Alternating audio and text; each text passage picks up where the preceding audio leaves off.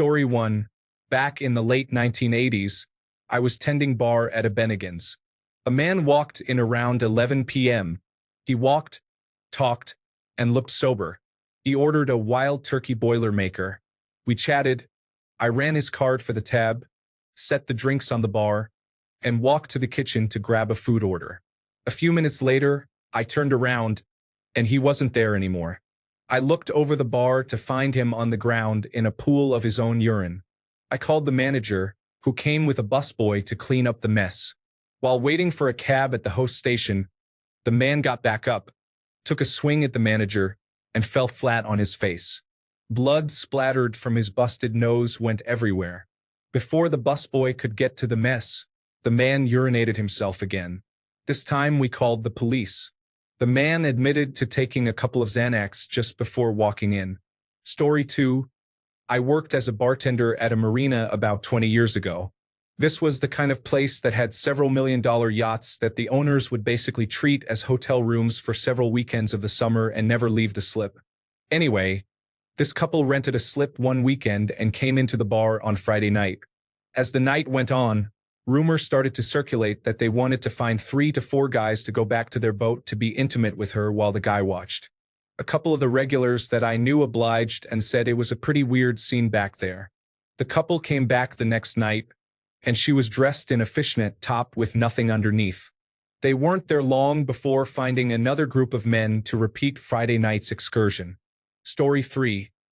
I had a drunk woman put her head down on the edge of the bar and throw up underneath.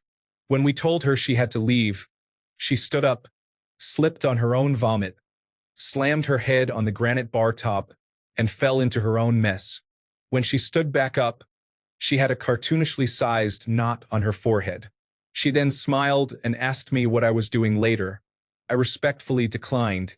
I've got hundreds of stories after bartending for about 25 years. Good times. Story 4. A guy walked up to the bar and asked for a drink.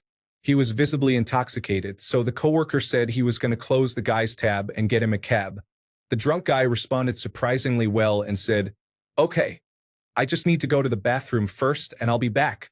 Like a toddler, this guy drops his pants to the floor and just starts urinating. The bartender screams, "Are you urinating on my floor?"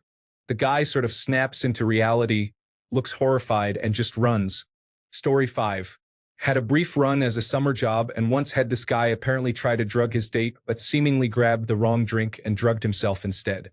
He collapsed suddenly and was rushed to the emergency room. Story 6. This isn't the wildest thing, but it always stuck with me. One time, a lady asked me for a buttery nipple. I told her I didn't have any butterscotch schnapps. Then she asked me for a butter packet like you would put on bread. She proceeded to pop her breast out and butter it up right there at the bar. Now that's a buttery nipple. Story 7.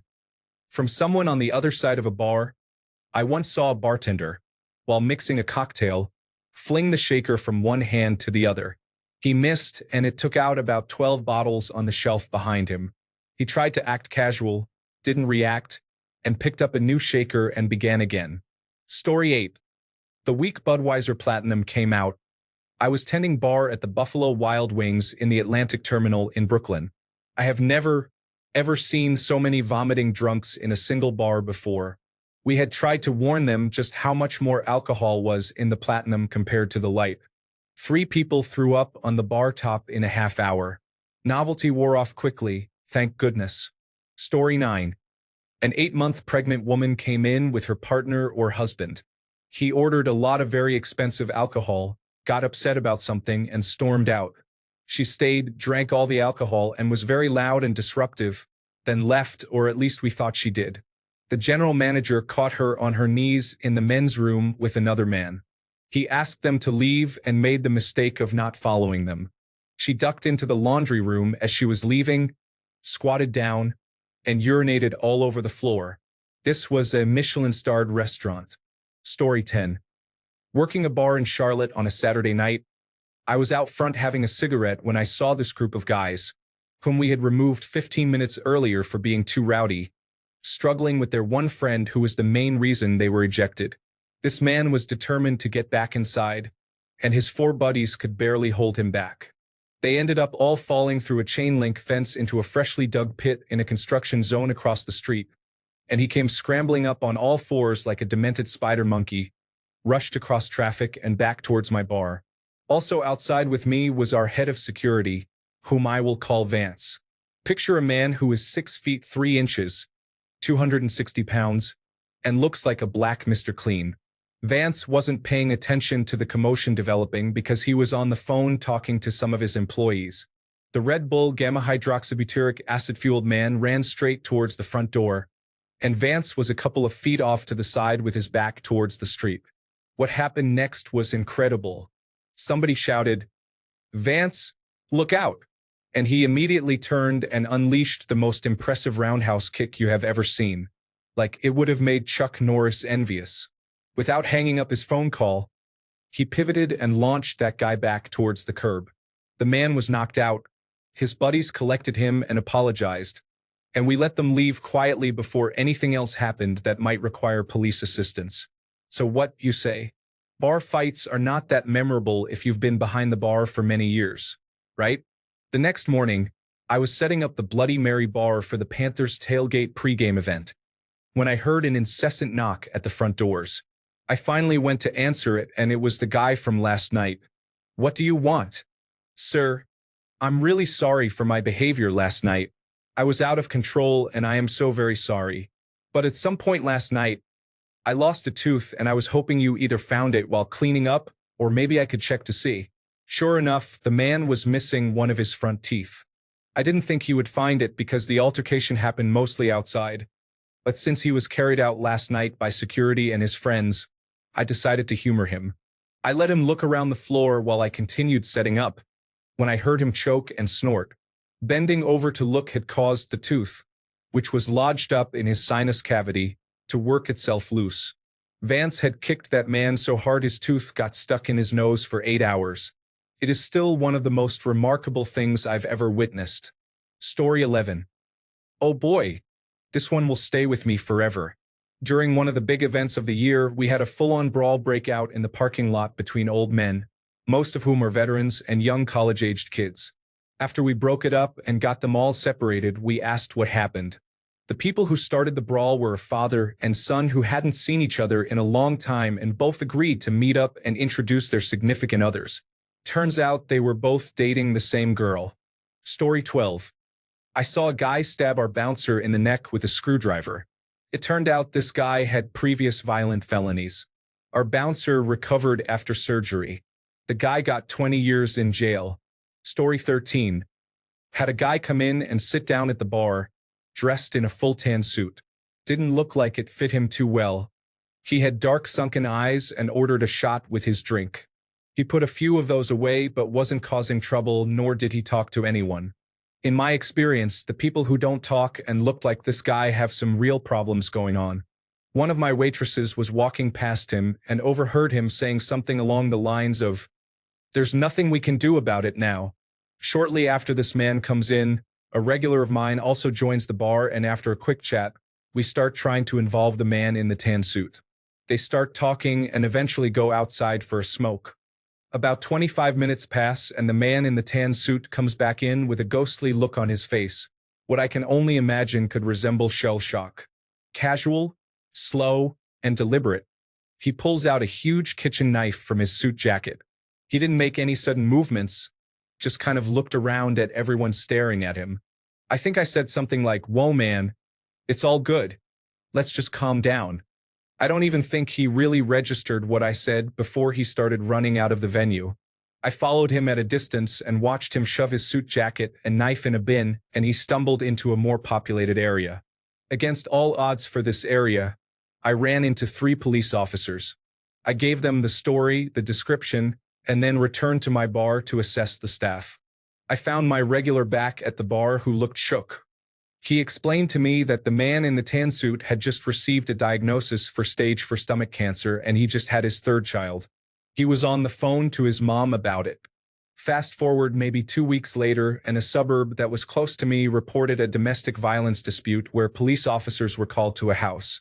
The man in the house charged 4 officers with a knife and he was shot dead on the scene. Guess he was just looking for a way out. Even standing there with the knife in his hand, I can honestly say he just looked more devastated than threatening. Story 14. A couple was trying to have sex at the bar. She was wearing a skirt and sat on his lap.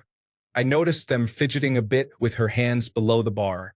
I walked over and said, "If you're doing what I think you're doing, you need to pay your tab and leave right now, before I call the police and you have to tell your neighbors why you're on a list." They paid their tab, tipped very well, and left. Story 15. I used to work in a bar with an upstairs that was more like a pub and a downstairs that had a dance floor and club nights. One night downstairs, it was crowded and two lads started arguing. One of them was part of a larger group who all began to hassle the other lad. The other lad snapped, grabbed his pint glass and smashed it into his face and then his friend's face and then his other friend's face. People were dropping like flies on the dance floor and there was blood everywhere. The DJ stopped the music instantly, and we had to get police and paramedics in immediately. We usually closed around 3 a.m., but I was there until 8 the next morning giving statements to police and cleaning blood from the floor. It was horrible. After that, we switched to plastic glasses and cans downstairs. Story 16. We had a guy come in and absolutely pound glass after glass of water. Like an insane amount. He got drunk off water. We called the police because he wouldn't leave and was being a problem. He was an escapee from a mental hospital on a day pass. This is what he did on his free day. I've never seen anything like that since. Story 17. I tended bar in a high-class popular Japanese restaurant. At lunchtime, a pretty girl sits at the bar and gives me $20. She says she's a sex worker and she's having a date with a Japanese businessman. They will come to the bar and she's going to order a double vodka tonic, but she wants me to leave out the vodka. Then they will go into the restaurant and have dinner. Sure enough, she shows up. The order comes in, double Suntory whiskey on the rocks, double vodka tonic. They order 2 more before they go to dinner. She's acting a little tipsy, and as she walks by, she gives me a quick wink and a sexy smile. She had a sister, and they both came to my bar and we would drink and go eat somewhere else. We became good friends. They told me to move with them to Hawaii, and I wouldn't have to work. They both kissed me on the cheek and left. It was very difficult not to go. I had started to have feelings for her, but I knew she would continue working, and I was unable to have my girlfriend work as a sex worker, so I declined their offer. About a month later, I met a businesswoman who started sitting at the bar. She would come down and have lunch at the bar, then after work sit at the bar for happy hour. As I was getting off, she asked me if I was interested in having dinner with her. 6 months later, we were married. Story 18. I was a baby bartender at Red Lobster.